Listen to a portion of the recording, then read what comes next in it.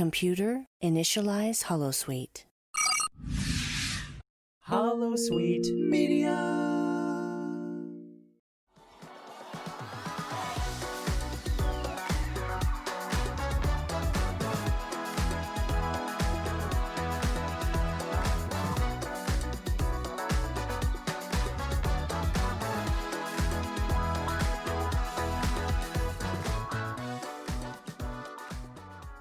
Welcome to Blast Shield, a Star Trek Lower Decks podcast. My name is Kyle. And my name is Katie.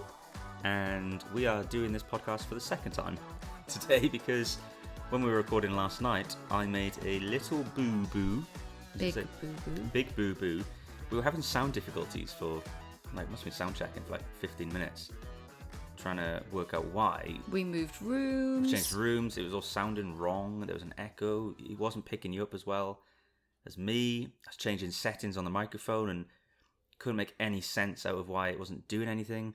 Then we just decided to record anyway. We did 10 minutes, told a funny story about when I was in Devon before, and then our daughter woke up, and so you went upstairs. I then realised that my laptop was recording the audio through the built-in microphone on the laptop, not through my actual very expensive. So every time he fiddled with the buttons, yes, and it was making no difference. It's because the computer was not recording through the external microphone.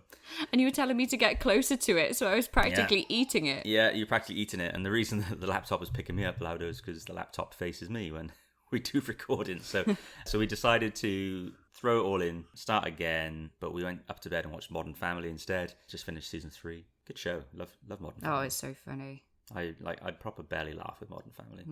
Don't understand why I stopped watching it when it was airing, but it's cool. We still got means we've got 8 seasons to watch still. Yeah, Bingey. So that story that I told from Devon, we will put it on the end as a post-credits treat for you. Be warned, the sound is not very good on it. It's all over the place with the audio levels, so I'll try and fix it up how I can, but it's not to the same quality as this. We are now doing this in the morning, Saturday morning actually, which gives me very little time for edits, and our children are awake. You might have just heard some footsteps just then, which was my son walking in, and he is currently playing Pokemon on his DS, in his pants. Basically a teenager.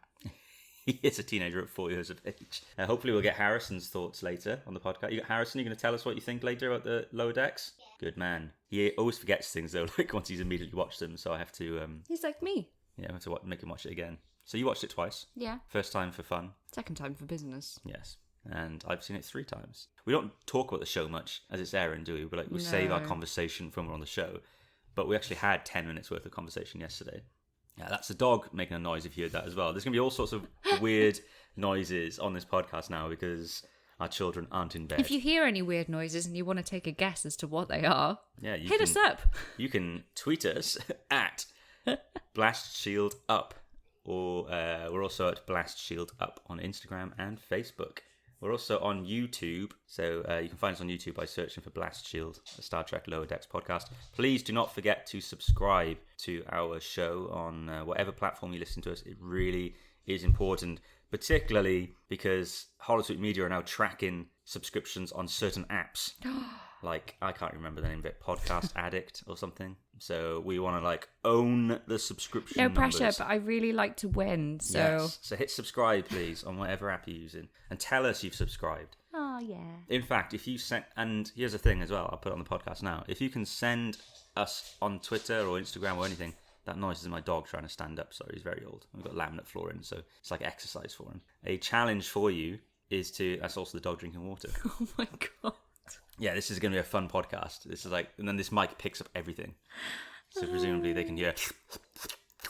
And it's the most disgusting noise. Yeah, and he's going to come in a minute now because he's going to go for a wee. So, yes, on social media, hit us up with a screenshot of a review you've left of the show. It must be 5 stars or you're disqualified. Or a screenshot that you've subscribed, ideally both. And we will give you a shout out on the podcast. Yeah. Yeah. Yeah, and I'm pretty crap with social media, so... I'll be doing it. No, I mean, if I do it, then you know that I really mean it. Yeah. Because I'm really rubbish. Yeah, you're really... you don't have Twitter. No, I don't get it. No.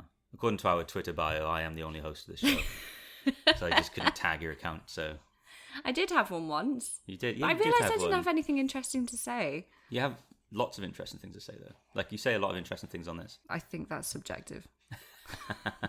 So we'll quickly touch on your week.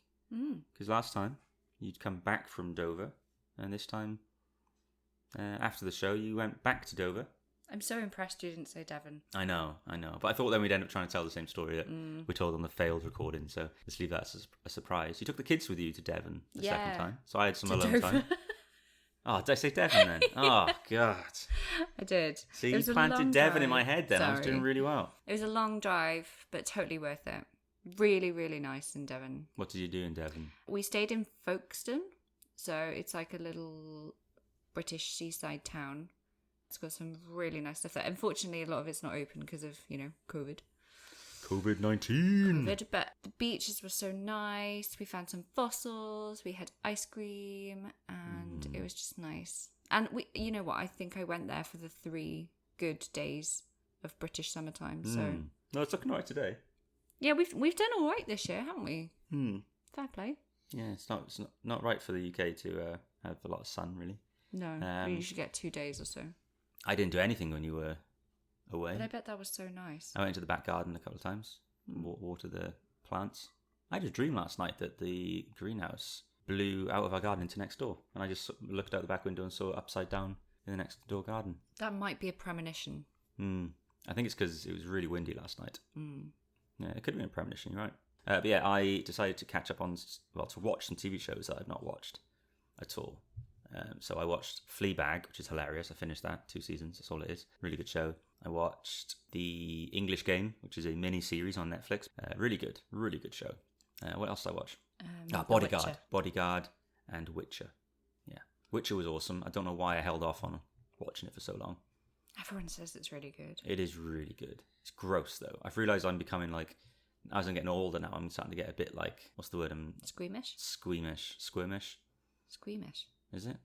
I don't know. I tried putting that into my iPhone and it didn't pick it up as a word. I think it's a real word, though. Yeah. But sword violence is grim to me now. Imagine watching Game of Thrones again now then. Oh, or Walking Dead if I went back onto Walking Dead. Yeah. Oh my God. I'm too old for it all now. I'm too old. I'm only 34. I couldn't take it the first time around, so God knows what you did struggle with it. And you watch horror films. I don't watch that stuff. I don't watch horror films. When we first started having anything to do with each other, you were having paranormal activity themed. Yeah, but that's nights. not squeamish. That's just jumpy. Oh, right, okay. I've never watched it. I watched a few minutes of it, but then I realised, what am I putting myself in for? I don't want this, because I don't like scary films. Not because I'm scared of them, but, I used to, as a child, think that every time I flushed the toilet, the spirit of Jesus Christ was going to come out of the toilet, so... What the f***? I used to come darting out of the bathroom, have my hand on the light switch at the same time as the flusher after I'd washed my hands, and then just dart out of the room and run down the stairs. I'm really struggling to not snort right now.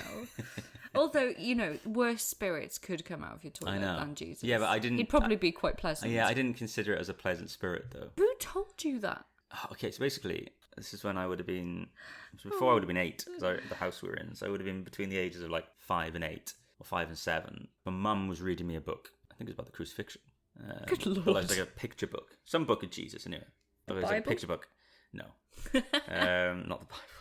And it had artwork that I remember at the time being quite dark. I remember the room was dark. But when it's getting to nighttime and it's still light out, but all your rooms get really dark. And it was like that. And so I remember all these pages being dark and the imagery. I always remember seeing, I don't know if it was Jesus and the wise men or whatever, just walking up this hill. And it was the hill was all black. It was all shadowy, basically.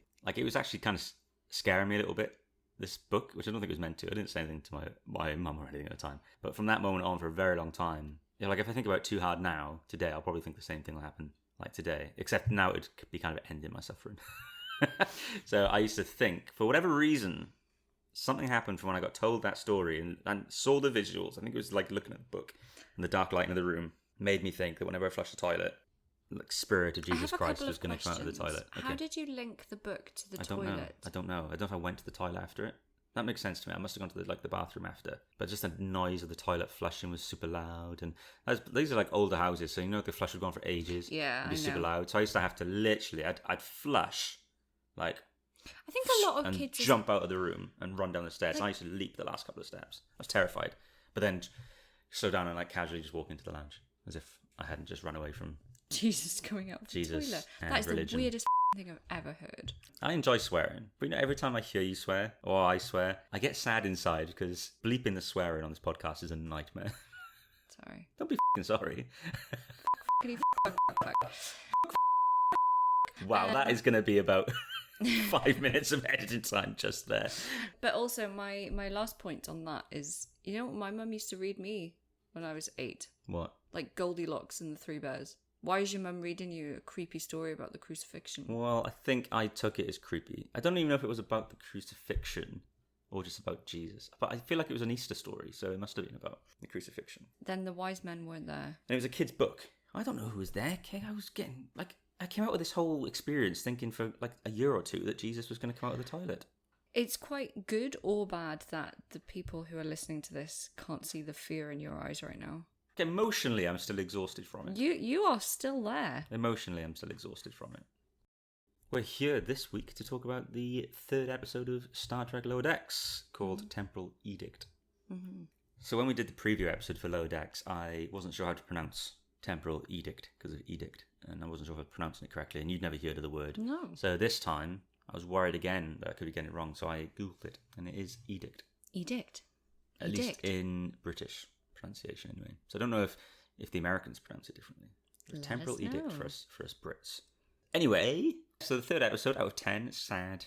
7 left. I know. Isn't that weird? Yeah, I know. 7 weeks, and then we don't have to rush a podcast out within a few days. That'll be nice. Mm.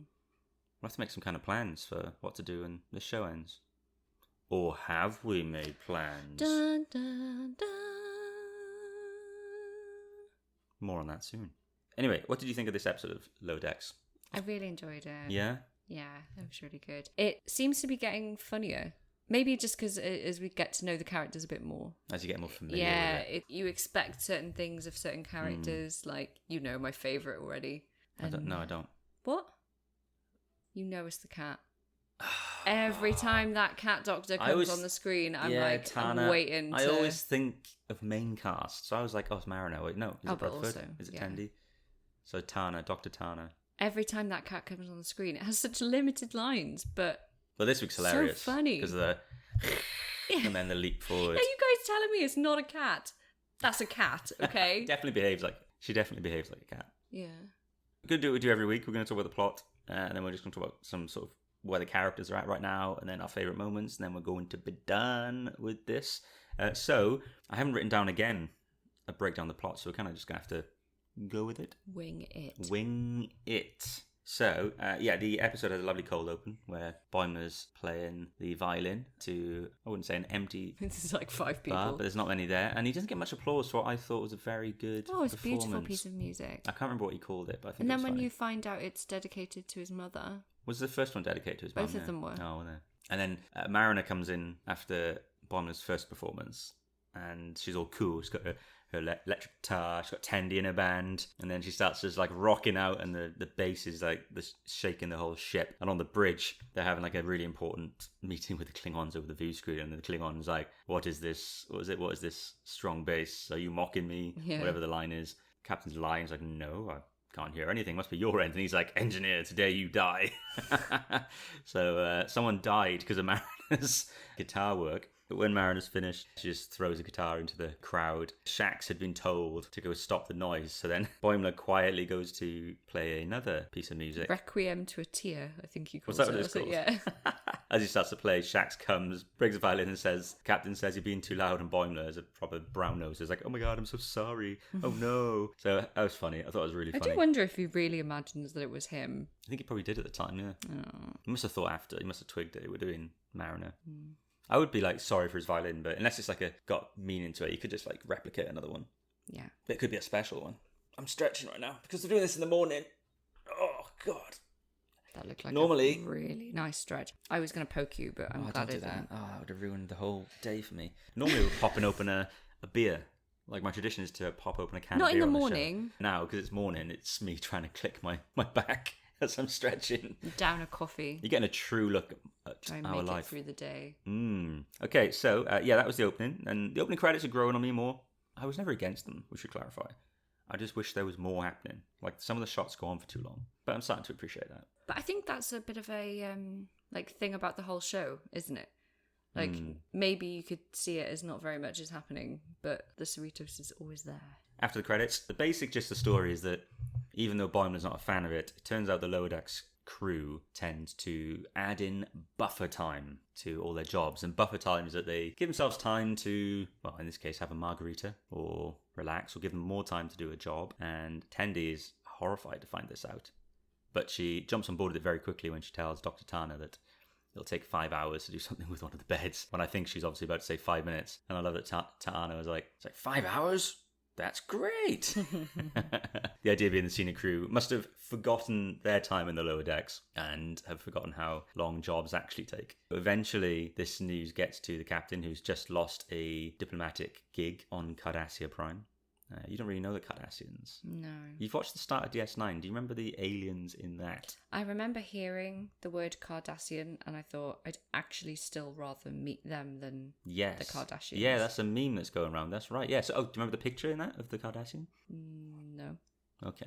Well, that's a Cardassian anyway. Okay. Now, this is actually a few years after the end of the Dominion War, where the Cardassia Prime got decimated by the Dominion. So it's cool to hear about Cardassia again. I think this might be the first time we've really heard about Cardassia since. Are they okay? We don't know. Oh. Because we haven't really had any Trek in the Alpha Quadrant since that time. And Picard never said anything about them. But there is a Cardassian in the trailer for Discovery Season 3, which is obviously like 900 years or something in the future. So I guess like 700 years from... Prob's fine. No, then. 800 years from this point. So Cardassia's still there. Rob Cardassian is fine, yeah. No, I said their prob's fine. Oh, their prob's fine. I thought you were trying to make a Kardashian. Who the hell is Rob Kardashian? What? He's like the dad of some of them. Yeah, he's the one who was like friends with O.J. I Simpson. thought Caitlyn Jenner was the dad of some of them. Yeah, but the clues in the name there. Jenner. Oh, I don't know. Yeah. You, So some of them are Jenners. You act like I'm one of those people that knows I've about never stuff like watched this. this show. I don't know anything about But you them. know more than me. Some of them are Kardashians and some of them are Jenners. I know one Jenner. 2. Okay, how many are there actually? The Kardashians? I don't know. Is there a lot of 3? them? Oh, is that all there is? I don't know. I assume there's loads There's of a them. mum, and then there's Kim. Oh God, Chloe? we've really gone off topic on this. Yeah. There's a Kylie She's a Jenner. Jenner. She's a Jenner, see? So they're not all... There's another Kardashian, isn't there? You know I love Caitlyn Jenner. You do love Caitlyn Jenner. Absolutely hysterical. Older, though, than you think. Isn't Caitlyn Jenner, like, in the 70s? Late 60s? Possibly. She was so funny on I'm a Celebrity. Mm. So funny. Anyway, so yeah, the captain then, to try and get the ship more up to scratch and not lose any good missions, decides that after finding out about buffer time, that this deception needs to end, and so the senior team start putting in the time restraints and deadlines for all these tasks, and there's no breaks, and the crew are going mad. And I love when they say, oh, we can do it, what's one less margarita a day? Mariner says, and then they show some clocks winding, and then they cut to the ship in space, and it's doing like the tilting, like the slightly rotating camera of the ship, which I don't know, always makes it look like something horrible and wrong is going on the ship. And then you cut to they look like zombies again, all just running around trying to do their jobs, and accidents are happening. And this all obviously plays into, this causes the problem of the week, because an away team go down to the planet, led by Ransom, who's brilliant, by the way. And He has grown on me so much Ransom, this week. we're going to have to talk about Ransom in our character bit, because Yeah. he was as important to this episode as anyone else. Yes, so Ransom goes down to the planet, and then they have to just show a gift to the species, meant to be a crystal. Unfortunately, due to the tiredness and rushing around on the ship that's been caused by the new rules, they accidentally show a small piece of wood instead. They bought the wrong box. The wood was for the planet's, the natives of the planet. It's like their enemies from another planet or something like that, and so they showed him the wrong gift, and so this then leads to a spear getting thrown at one of the Starfleet officers. Yeah, it was an act of war. There was Starfleet scum. He's got wood. That doesn't sound good. And then eventually the team gets captured. You have to fight out. Ransom shows some real cool moments when Mariner is sort of ripping into him, and she talks about how he's got his team in trouble or something, his team in trouble, they need to, and he's like, well, it's not my team, it's our team, but I guess you don't think that way. That was actually a really serious moment, wasn't it? Because it was like, we love Mariner, don't we? But then we do realise that if she does think that way... That was the first time I thought that She's actually not Mariner's... Starfleet. Yeah, she's coming off as selfish. That was the first time I thought it. And actually, it was I the think first she time... thought it too. Oh yeah. Not that I don't think she's deliberately not a team player, but No. she has got a very much a me against the man, or against the machine rather. And that's the first time with Ransom where I was like, whoa, Ransom's actually a pretty... Now I can understand how Ransom's a first officer. So this all leads to eventually find out they have to have trial by combat. Now this whole thing is very TOS. And Oh, I agree. says the TOS expert sat opposite me. Like the look of the planet, there's trial by combat. Mariner wants to do it. Mariner's a team player now. She's really good at this. She's got scars that prove that she's done these exact kind of combat situations, and Ransom never has. He needs to let her do it so that Ransom was right. They are a team, and she needs to help, and she'll get him out of it. So Ransom decides to stick the sword into her foot so that she can't compete. Hysterical. I really thought, though, he was going to let her do it. Yeah. After a little speech, Actually, I think it was more that like she talked to him about. I think it was how she managed to convince him unintentionally that sometimes you got to break the rules, and so he stabbed her. But then it turns out that Ransom was the best choice. So in very Kirk fashion, he ends up shirtless, rips his shirt off. And did you notice as well the music behind that? that sequence? It was very, what did you say? The original series? Yeah, so Katie's having a good laugh at this because when we first were recording this episode with the sound difficulties, I pointed out that on my third viewing of it, I realised that there was very sort of TOS style over-the-top music playing during this fight sequence. And he was fighting just like Kirk did. And there's actually a book about that now. Oh, God. You're taking out all my material from last time. And you said you noticed that music thing on your third watch. I noticed it on my first watch. Oh, you're lying. I'm going to have to play the full audio so that people know that you're stealing from me. You're actually stealing from me. As soon as you said that while we were watching it, I was like, I'm definitely going to say that on the podcast. Oh, I feel ripped off, man. I feel cheated. Go on. But if you haven't noticed that, watch it again. And there's some, just like underneath the music, you'll hear some of the old school. It's hard for me to describe. Everyone knows it. Whenever Kirk was in a fight, there was like that dramatic fight music, that over the top notes that would be played. So he wins the fight. Turns out Ransom's an amazing fighter. Uses Kirk moves and beats the alien, who turns out the alien just doesn't want to be killed. He pretends to be stupid for the people because it's more scary. And then they all get saved. And so his away team aren't going to be crushed by a crystal rock. I mean, that's a relief. That's a bad way to go. Yeah, even Harrison worked out what was going on when that was threatened, and he was like, oh no. So they get to go back to the ship. During all this, though, the aliens have, in all their rage of the act of war of being shown Ransom's wood, they look really simple, don't they? They have spears and stuff, but they actually have an incredible space fleet, it turns out. I don't think it's actually that incredible. I think it's just that everyone on the ship is so tired. Oh yeah, I know that. But didn't you think the ships looked like really badass? Oh, the ships were badass. Yeah. So they board the ship, and because everyone's so tired and overworked, and because the captain won't even let them stop the invasion, she says you should be able to like multitask. Which you say like they do this on the Enterprise. The only things I want to hear is the repelling of the invaders and you continuing with your jobs or something. So turns out they can't do both, and they're exhausted. So these aliens just like get through. I can't remember the name of them now because I made a mental note yesterday. Galaki. Possibly. I don't know. We would have known this last night if we had. I know. Sound problems. Morning recording. That's why I can never be a morning radio DJ. Making you yawn now. I wonder if we made anyone yawn listening to it. Like if you see someone yawn, you yawn. It's infectious. It is infectious. But yeah, I love that. Like they have spears and everything, but they've also got spaceships. Yeah. But on board Cerritos, Rutherford's like, swords and spears? How do these guys get on board? Yeah.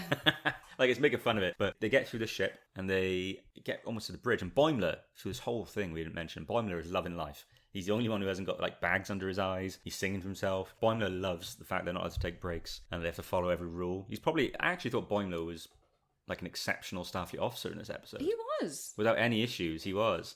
And then basically Boimler discovers that even on the bridge they're following these rules. He thought it was just lower decks, but turns out the senior crew are as well. Boimler realises that maybe sometimes you have to work around the rules and such, and that's how they can stop the alien invaders. So the captain gives permission to everyone to do so, and then they, in an amazing action sequence, with the heroic theme music playing as well, which I think is the first time I've noticed it playing during a scene of the show, which is something that they've done a bit like on Modern Trek or like Discovery and stuff. Like they're smashing the aliens in the face with their pads.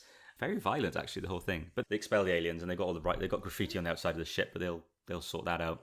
The episode's winding down a bit then because a mariner's getting looked at in sickbay, and Dr. Tana says that when she fixes the wound, she can get rid of all the other scars that Mariner had mentioned during. Do you notice Mariner gets her boobs out a lot on this show as well? I like that she's got the confidence for that, though. And she Yeah. doesn't do it in like a sexual way. Yeah. That's how it should be. Yeah. You should do that more often for me. Sure. But Mariner wants to keep them, and then Dr. Tana's like, great, you look like a fucking scratching post. One of my laugh out loud moments of the episode. This is what I mean. It's like, is it what, 2 lines or something in the Yeah. whole Yeah. episode? And that cat is Had absolutely some of the best hysterical. moments, yeah. This then leads to Ransom coming in quite sad. He's expecting that Mariner is going to mention that the injury came from him. He knows it was against regulations, and he's expecting that he's probably going to maybe get demoted or something. Court-martialed, sorry, yeah. And Mariner edges forward on the bed, quite sweet. She says she's not going to report him. Like, he reminded her what being in Starfleet's all about. I mean, she kind of hinted at breaking rules and stuff was what reminded her what being in Starfleet was all about, but it was nice nonetheless. Like, they're quite close to their faces. You think, oh, they're falling in love. And then he's like, right, take her away, boys. And she's like, what? And then basically he's putting her in the brig because she did not roll her sleeves down when he told her to before the mission. This whole scene is my favourite scene because, like, she goes batshit crazy as the 2 security guys are pulling her away and she's, like, kicking everything over. She has such psycho vibes. Oh, she really does. Just pulled and away. he's like, that's an extra day in the brig for you. Oh, yeah. And she's like, joke's on you. I love the brig. I'm going to my favourite place. All this while lobbing things from Yeah. sick bay at his head. It's Oh, just... and then at the end of it, though, even he's like, wow, that was kind of hot. So we've had hints throughout this episode that Mariner and Ransom may be romantically interested. But isn't it funny, though, how she found him hot when he was being so ethical? Oh, And yeah. he found her hot when she was being an absolute psychopath. So Rule breaker. they're really attracted to the things that are Not what. supposed to be the things they hate about each Yeah, other. yeah. It's funny. Yeah, the things they actively sort of rally against is what they like in the other person. The final bit really then is about Boimler goes to the captain, she's called him up and she wants to thank him. She says it was through the eyes of a child we managed to save the day. So a bit offensive to Boimler, but turns out they brought a new rule in. Boimler rule or the Boimler effect, I can't remember what they called it. And this whole thing is about how they need to break the rules. If they're going to achieve anything, they have to make sure they break the rules. And then Boimler loves rules, so this is like heartbreaking for him. So he's like, can't we maybe add something in there about how we should follow the rules and such? And then she's like, well, no, that's the exact opposite of what this is. And I bet he's dreamed of his whole life having something named after him. Yeah, and then it's about literally the things he doesn't believe in. I thought that whole thing was funny. Then we flash to the future after Rutherford says, or Tendi, like, no one's going to remember this in the future. We actually go to the far future where we see a Borg child in school. Do you notice this? No. So I'm assuming it's no longer part of the collective. I hope not. Well, that's going to be a really rough day in school for everyone else. And they're learning about Boimler, the most laziest, useless Starfleet member ever. So that's how Boimler's remembered. And then we also find out that Miles O'Brien, who doesn't mean much to you right now, is considered the greatest Starfleet officer of all time, which is quite right. I was going to try and remember that and make a comment about it, but I forgot his name. You don't really remember Miles anyway. You'll love him by the time we're done on our next project. Dun. Dun. That's the episode. That's it. So, you enjoyed it. Enjoy it more second time? Yeah, I like watching all of them another time because the first time you miss stuff, particularly if you're laughing. Yeah, you do, and then you miss it. You have to make an active thing to try and not laugh at the same Yeah. things the next time so that you can hear the jokes after it. Let's talk characters then. Okay. So Mariner, I'll lead again. We'll start with Mariner. I thought Mariner was brilliant in this episode. Different dynamic. She wasn't with Boimler this time. The last 2 episodes she's been with Boimler. What do you think of the Mariner and Ransom team up for this episode? Oh, I thought it was great because I liked Mariner anyway. It was more of a thing about Ransom for me, that like bit of character development and Ransom was great, wasn't he? Yeah. Because we've seen Ransom as being a little bit of an idiot in previous episodes. It was like he helped cause the issue in the first episode because he didn't get the bite on his neck reported and seen to by the medical team. But this time he was like proper, apart from a little bit of comedy showing off, like when he was trying to stop the attack on his team and he got hit in the nuts with the piece of wood. Did you notice it? It was the piece of wood that they'd shown hit him and then he got electrocuted by a thing. But I thought that like he didn't want to use phasers on them. Like when Mariner said, he's like, no, they've just been welcomed into the Federation. He showed moments where he's still very Starfleetish, but he's so funny. The fighting as well, when he's bragging and he's like, I can do this with my hands, or just need my hands for this. That he's there just like doing the Kirk thumps with his like clenched hands, and it's hilarious. And are you shipping Ransom and Mariner? I'm shipping Ransom. I'm calling them Ransom. Oh, I've just given them their shipping name through accidentally messing up trying to say Mariner. Is that the right name? What would you go? Maransom? No. It is It's Manson. Manson. Oh, I just named it. We've just called them Manson. Oh my god, we just did it on this show. Oh, I feel excited. Copyright. There we go, Manson. Yeah, I'm shipping them hard. Yeah. How about you? I don't know. I mean, I don't know how a relationship would really work with them, but I did enjoy the chemistry. I can see it. You know, the captain having all these issues with the daughter, Oh, complaining God, she to would lose her complaining to her shit. first officer, and then it turns out the first officer on the sly is like sleeping with her. And also imagine his reaction when he realizes that he's sleeping with the captain's daughter. Oh yeah. Because I don't think any of them know, do they? No, I don't think Certainly so. none of Mariner's friends know, and he hasn't mentioned it. Yeah, I'm all about that. I thought Mariner was like, she didn't save the day. People have been accusing her of like always saving the day and stuff, but she didn't save the day in this one. She didn't cause the problems in this one. She was just there, and I thought she was hilarious. The bit where she's like talking to herself, you know, when he's fighting the alien, Yeah. and then she's still in the cell, and she's turned to herself, and she's like, whatever the wording was, she's like, don't be getting turned on by this, and you can see she's turned on by it, and I think she's hilarious. I love how like they've hinted that she's very sexually active is the wrong thing, sexually aware. It's new for Star Trek to present us with. Yeah, that's my daughter laughing. It's new for Star Trek to present us with like a female character who's as confident about their sexuality and stuff. Normally, it's the male characters they do that with. Yeah. I can't really think off the top of my head of any female character where they've encouraged us getting with men and things like that. So I get that's very modern, isn't it? It feels more up to date for women. She's just so not relatable in that, just in that sense. I mean, just like, you know, when she's on her own and she's having some of those thoughts, you think like sometimes weird thoughts go through your head, but she's saying out loud exactly what you'd be thinking. Yeah. Like, you know, when he gets electrocuted and she's like, that was really cool.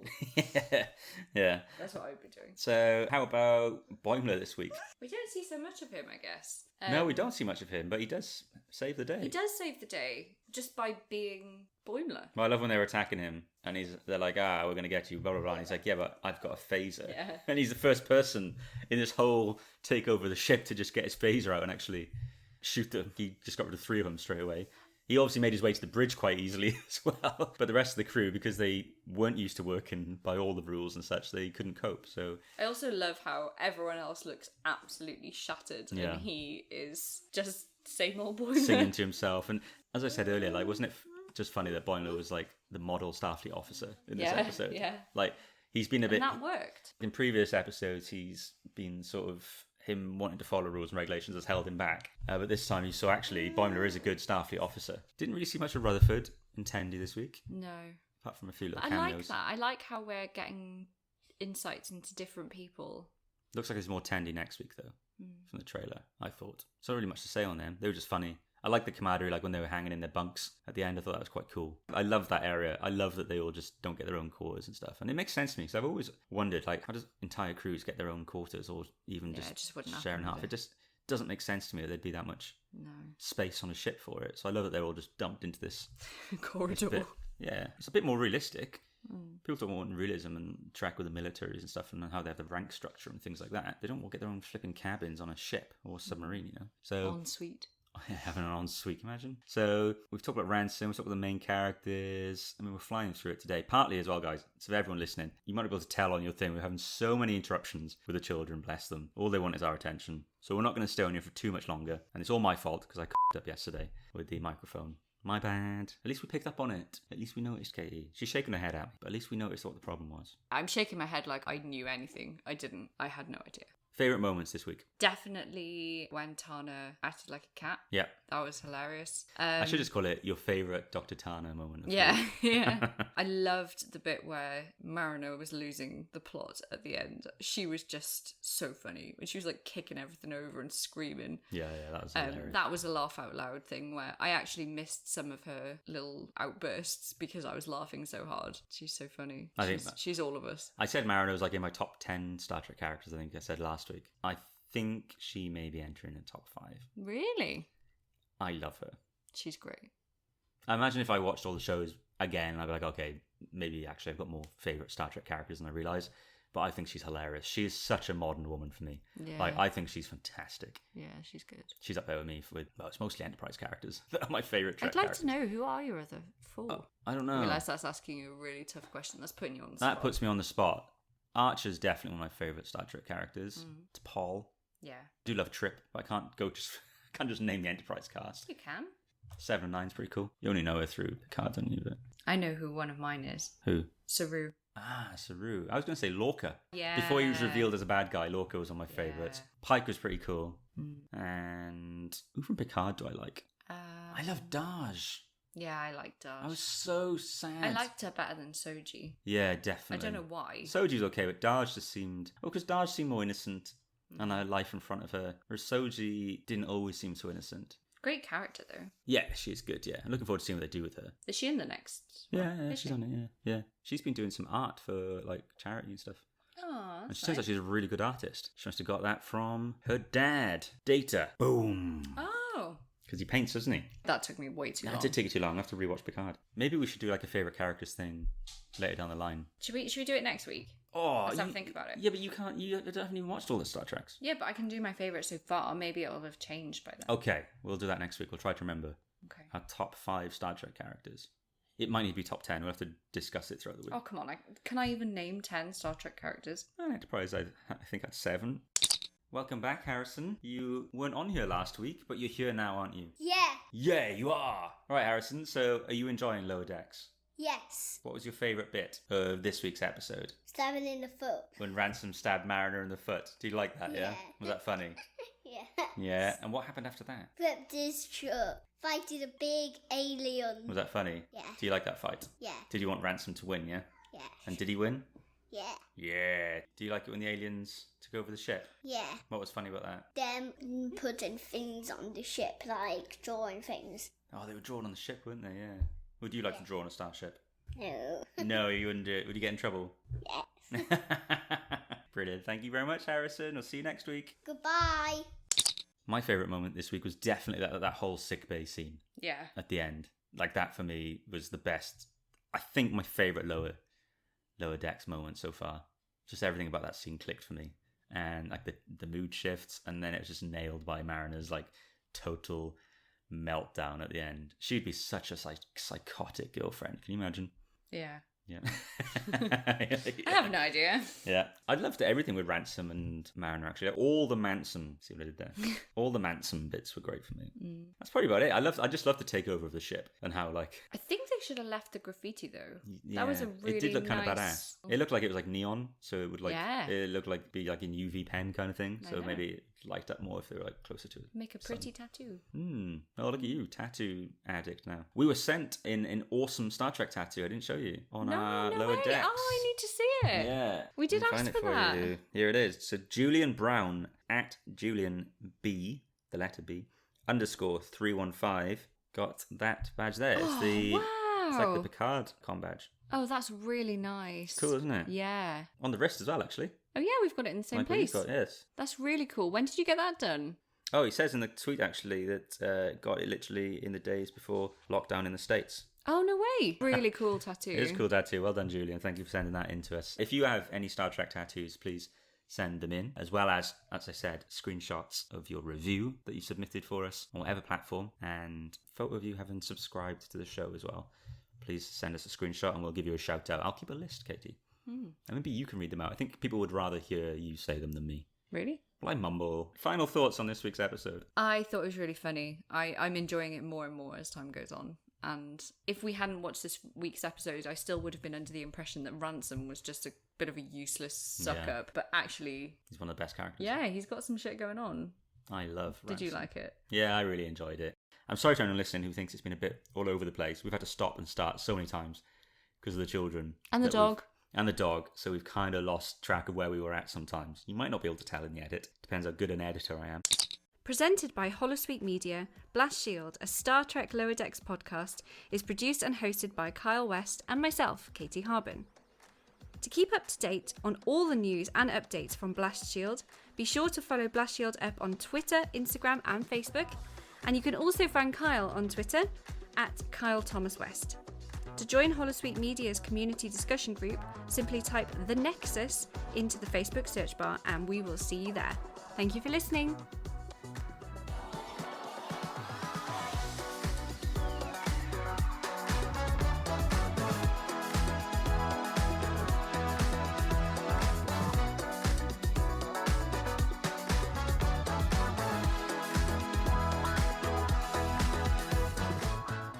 This show is brought to you by Holosuite Media.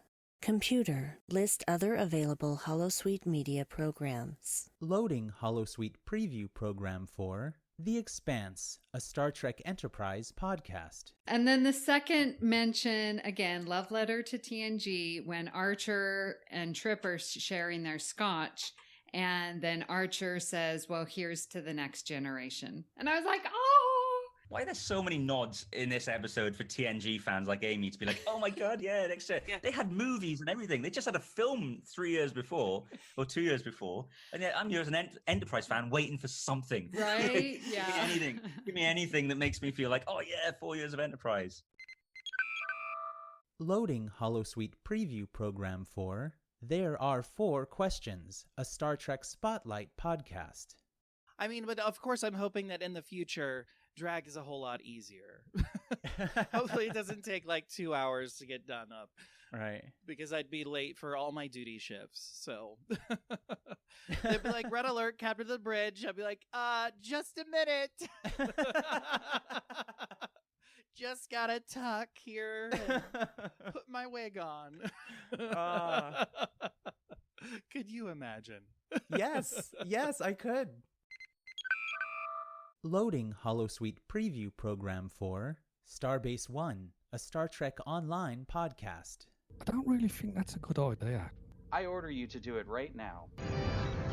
Warning. The structural integrity field has collapsed. This is Admiral Quinn. You will be assigned to Starbase 1. Welcome to Starbase 1. I'm Colin. I'm Admiral Aaron. I'm Dave. I'm Steve. And I'm Tom. Starbase 1 is a dedicated Star Trek Online podcast. If you're a first-time listener, hello. If you're a dedicated decade listener and you've been wondering where the hell we are, we're back. Computer, deactivate Holosuite. I want to ask you about your week, because when we were on the show last, you'd just raced back from Dover. Not Devon. I keep saying Devon, but it's Dover. It's not like a different side of England, I think. A lot more driving. Although Devon's quite far anyway, driving. You kind of have to loop round, don't you? Yes, so you went with the kids back there this week, and I stayed at home. Yeah, it was really nice. If anyone is listening that's from Dover, like, fair play. Nice part of the world. Very, very nice. And if you are listening and you're from Devon, Devon's good. I've been to Devon. Also Devon, yeah. Devon's I really alright. like Devon. Yeah, we don't act like you wouldn't go away to Devon. No, of course not. We've been I've to been Devon. to Devon many times. Have you? Yeah. It was like my childhood place. Was it? Yeah. I've been there once, and I had to do that big walk for like 3 hours in the night to get back to the B&B I'd never seen before. Yeah. Or been to. Yeah. And I somehow managed to find it. And I was pregnant in a B&B wondering if my fiancé had been mauled by a cow. I don't think I bumped into any cows in the dark. I definitely bumped into sheep, because that was terrifying. Oh, God. They were behind a gate, though. But that won't stop them. They were as surprised as me when I walked straight into the gate, because for anyone listening, I was very drunk at my friend's wedding and knew I had to get back to the B&B. You'd already gone back to the B&B. We hadn't been there before the wedding, so I didn't know where it was. No. But there was one road up to my friend's house in his garden for this wedding party. So I knew which road I needed to start on. We say road loosely. Well, it was a country. It was a tyre track, basically. Yeah. So I had to go through the woods for 2 hours walking. And this was all, this started at 1:30 in the morning. So it took me more than 3 hours to get. I eventually found the place. Why on earth you didn't just stay there is beyond me. Because you're acting all calm and collected for the sake of our listeners right now. But if I hadn't come back to the B&B, what would the reaction have been? No, I would have understood it a bit, because you were on your way back and your phone died. You had no my phone did charger. Die. Yeah. You had no torch. You had no map. I would have preferred to see you the next morning in one piece, rather than being woken up at 5 in the morning. Okay, so we're going to have to clear the story up now, because no one's wondering. Basically, I did decide to walk back. I didn't get a taxi because it would take too long. So I was in the woods for the longest time. So there was trees covering even the sky, so I wasn't getting any natural light from the sky to see my way. My phone battery died very quickly. Didn't know again where this B&B was. I knew it was in the village, but didn't know where the village was. Walked for ages. It was raining. I was in these horrible shoes that were killing me. I was obviously in a full-on wedding suit as well, wasn't I, if you remember? It was raining. It turns out I did find the village and the B&B, but I didn't know that was it. So I'd carried on walking.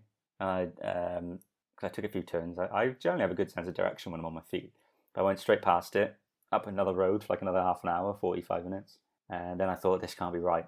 So I turned down a side road and then almost did like a triangle journey round from where the actual, imagine one of the points is where the village actually was. I did like a triangle away from that and back. And when I was coming back, I asked someone, there was literally people going like to work in the morning at this point. And I stopped the car and asked where this B&B was. And he said, oh, it's just down there. And I went down and the door was locked and it was still raining. But I saw, couldn't phone me, my phone battery was dead. I didn't want to start banging the door in this B&B. So I saw your car, your old car, and I went and I tried to get under the car to sleep because it was raining. I wanted to stay. This is the kind of decisions I was making in this night. And it'd been a really long night so far. I did a war cry when I realised that I'd been past the B&B before. When I got back to it and realised I'd been there, it was like when someone drops to their knees and shouts and screams with their arms stretched out. That was me. I literally did that. And then, so I was going to go into your car and I thought, oh no, if I'm still asleep when you wake up and you get in the car and you start the car, you could crush me or something. I don't know what was going to happen. So I decided to sleep against the back of your car, sitting upright. That wasn't working for me. I was getting soaked. So I then decided to just knock the door and then I got let in by one of the staff and into your rooms. It was an interesting journey. I'd never been to Devon, as we said before, so that's the last time I went there. Also, B&B was quite creepy. Like, the room was lovely, but it was in a very old, like, I don't remember building. any of it. It was. No, of course. Yeah. And I kept getting up because I hadn't heard from you in so many hours. None of your friends knew where you were. So I kept going down to the front door to, like, gaze out of the window and wonder if you would ever return to me. I was trying to. I was being one of the best partners that a pregnant woman could ask for. I was literally walking through the wilderness to get back to you. And then I repaid you the next morning by... Oh, this well, mean. No. To be fair, he wouldn't get up in the morning for breakfast. So That's not true. That is true. It wasn't that I wouldn't get up. It was that I got back so late to you. I was asleep. And then they offered a bacon butty. This was back when I ate meat. And they offered a bacon butty for me and you said, no. He's fine. He's fine. I need that bacon butty so bad when I woke up. Yeah, but you didn't get up until like 2 hours after breakfast. Yeah. It would have been minging. I would have minded waking up for it. You know what was worse about not having the bacon butty? It was knowing that you'd refused it. If I'd thought I'd missed breakfast, that's one thing. And do you know what, guys? It was the most lovely breakfast. Oh, are you kidding me, really? The B&B was really nice. I felt really sick. And that's why I left the wedding. I was feeling a bit ill. And I went back to the B&B and I lay in bed and I watched Harry Potter. Which one? I can't remember. It was good though. And then I just lay in bed for ages. And then I had a lovely bath. Oh, God. But then I was waiting for you. I was trying to get there, trust me. But I got up and I had a lovely breakfast the next morning. I've never worn that suit again. I figured that you don't. I figured it was wrecked. It's probably all sorts of creatures. Have you still got it? Yes, I got it. Please tell me you put it through the dry It's not even been to a dry cleaner yet. And that was 5 years ago, so probably can't wear it now. But yeah, going back to how I bumped into the sheep, I took a turn and I thought at that point, I was in the first hour of my journey. I had no idea how wrong I was. Took a turn in to the right. I remember it thinking, oh, it looks like that's a road down to maybe a village. And I only got like 10 metres into it because it was so dark. And I just walked straight into a fence, like a metal gate. And I just saw all these sheep's heads turning, their eyes and stuff. No. And like they were as scared as me. And I was like, oh shit, sorry guys. Fuck no. So I turned and carried on the road that seemed much longer than it ever did in the car. So yeah, that's our rambling, I guess, for the start of the show that we always do. I know, I was going to say, have fun editing this.